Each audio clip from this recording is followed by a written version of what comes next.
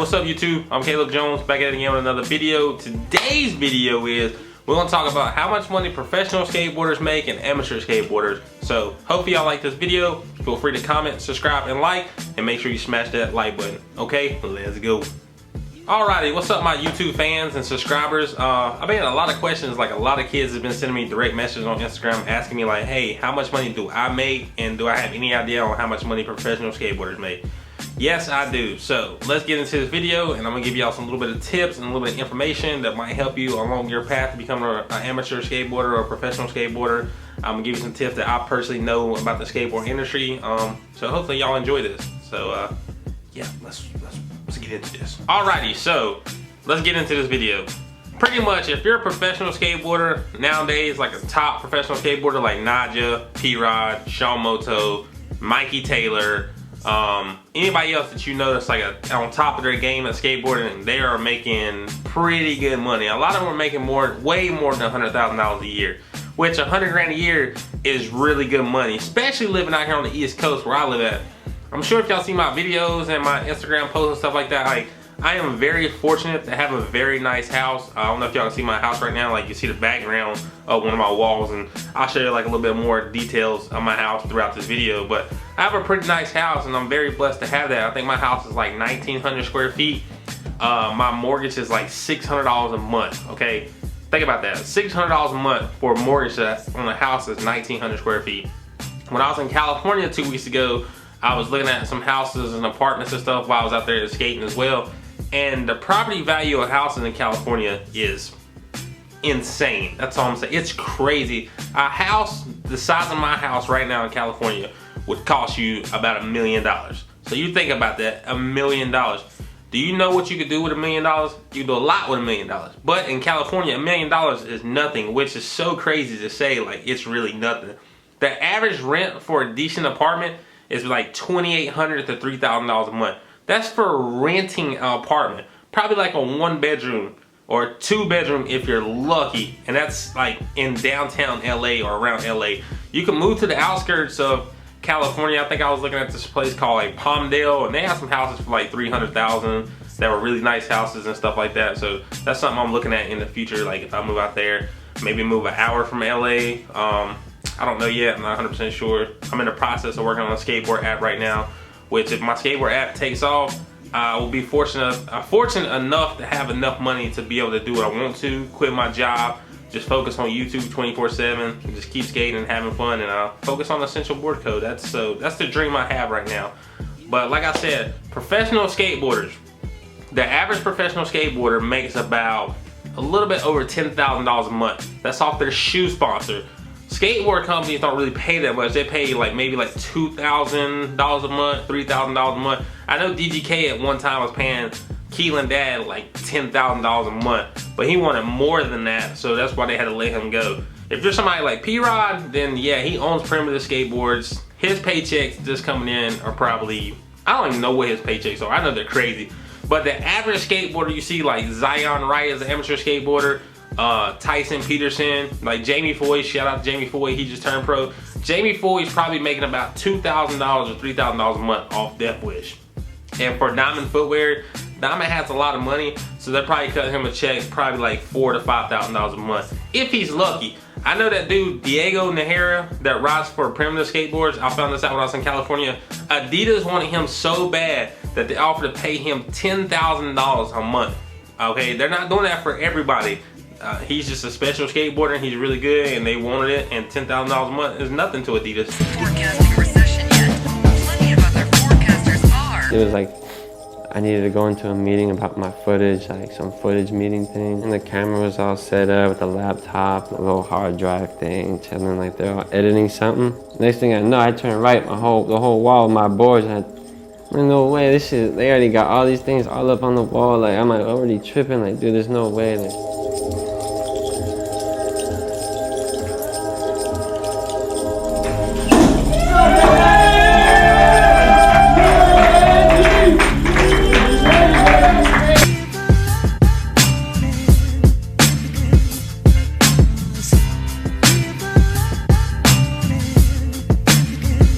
Yeah, he makes about 10 grand a month off Adidas. I don't know what he makes off Primitive, but if you go back to what I'm saying, like $1 million is nothing in California.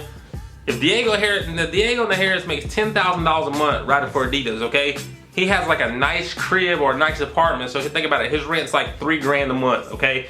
So you got $3 grand a month, and you make $10,000 a month off Adidas. Then you got electric bill, water bill, car insurance, maintenance on your car to maintain the maintenance on your car, food. So technically he's probably spending between $5,500 to $6,000 a month all together for rent and bills. So he's only getting to keep like $5 grand a month, which $5 grand a month is good money. But in California, that's really not a lot of money. So you gotta be careful about what you do with your money and what you spend your money on and how you save your money.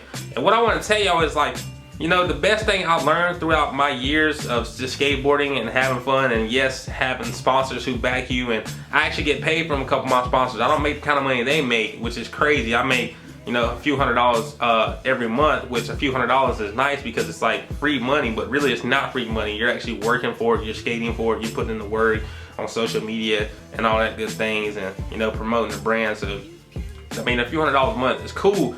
But what I'm trying to say is don't put all your eggs into one basket. There's a lot of kids I see do this. They get good at skateboarding. They live on the East Coast, Florida, North Carolina, wherever. They get really good at skateboarding and they want to go to California to make their dreams come true. So what they do is they try to move out to California, and all these skaters be all shacked up in one house. We got the kitchen over here. We got a whole bunch of like vegetables and stuff because we got a bunch of people staying with us. So everybody's got to eat healthy when you're out skating because we got a bunch of people staying with us. So and they all live in one house, and somehow they manage to pay the rent all together. Me personally, I don't want to live in a house with 20 other skaters that don't really shower and bathe. But you know, you can live on the East Coast and become somebody in skateboarding. You can just travel to California, stay weeks at a time, come back, go back, stay weeks at a time. That's the best way to do it, because if you move out there and you don't have a job or a source of income, it's gonna be hard. I know everybody knows who Tyson Peterson is. Tyson Peterson, I skated with that kid a couple times when he lived out here in Colombia. And then he moved to Florida, and now he lives in California. The kid's really good at skateboarding, really good. But he does not get paid right now. I think he gets like photo incentives for being in magazines for like, if he has like Vans on or a Vans sticker or something like that. At the time, no, I don't. But I don't know, I'll get incentives by Vans sometimes, like if I'm in a magazine or something, but no, not at the time.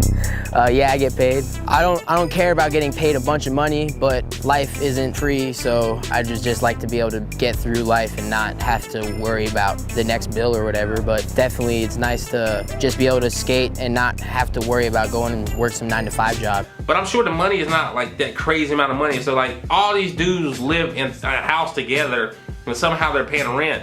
Like that's cool, that's really what you want to do, but that's just not the road I want to go down. So I thought to myself, like, why not start a skateboard company?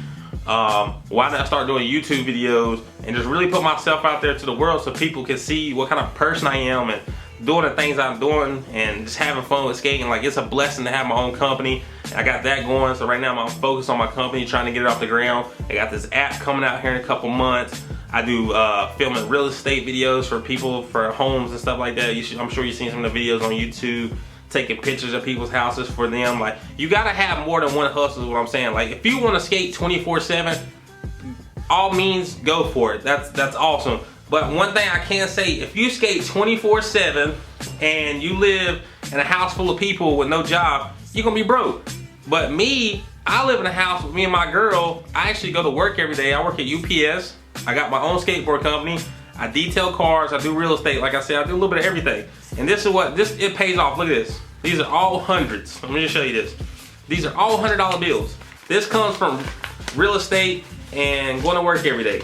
It's like 7 or 8 grand right here in all hundreds. Seriously, like 8 grand. In my bank account, yeah. In my bank account, yeah. In my bank account, yeah. In my bank account, yeah. In my bank account, yeah. You know, it's a good feeling being a professional skateboarder and, you know, having your name on the board and people know who you are. I'm sure it's a great feeling, but at the end of the day, you got to remember, like, you know, you're not really gonna make that crazy amount of money like these pros, P-Rod and Naja is gonna make, unless you're like really like a super known professional skateboarder.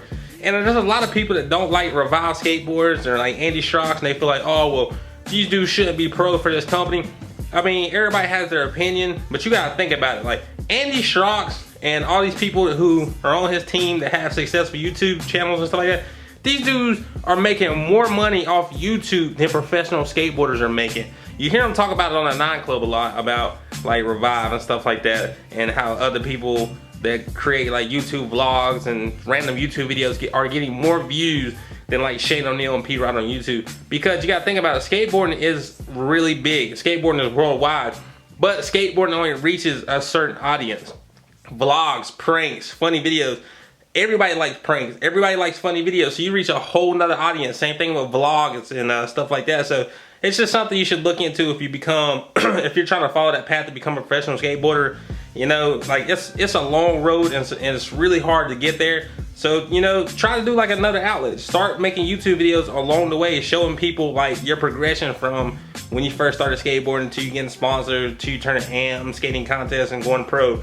It's just a suggestion, you know, it's something you should look into, but I can promise you, YouTube is the future right now. YouTube is like the new TV.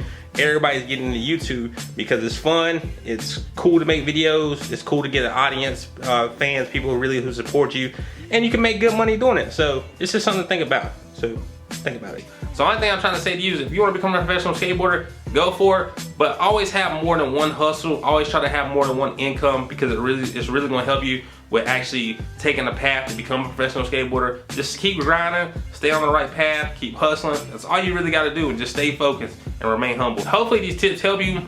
Hopefully you like this video. Feel free to comment, subscribe, and like. Make sure you follow your boy right here on Instagram at Caleb23. It's the same thing as Snapchat. Like always, to the next video, adios. Go out there, skate, have fun, and just keep grinding and stay positive. That's what I live by every day. Stay positive. We out. Peace.